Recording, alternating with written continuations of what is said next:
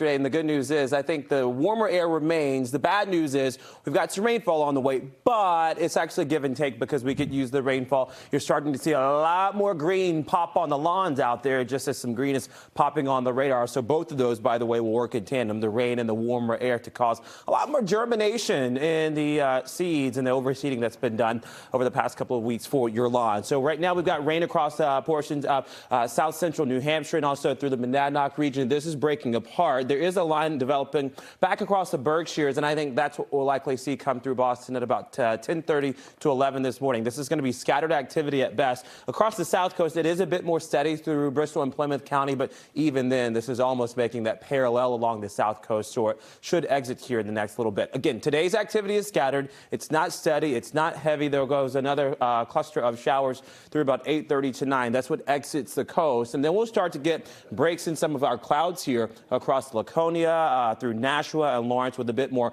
sunshine. And that is not good for a day like today, just given the heat that we have and the atmospheric setup that could lead to one or two thunderstorms into the early part of the afternoon. Here they are. They don't really look that intense, but they certainly could put down a quick or decent amount of rainfall at 3 to 3:30. For the drive at 5, now we've got a few more spots of showers across Bristol and Plymouth County. And then as the day is done, as the sun is setting, that starts to remove our threats for overall stronger to severe thunderstorms. Again, it will be a warm day today, so we've got that going for us. Highs in Boston at about 63 to 65 degrees. Manchester near 70 today.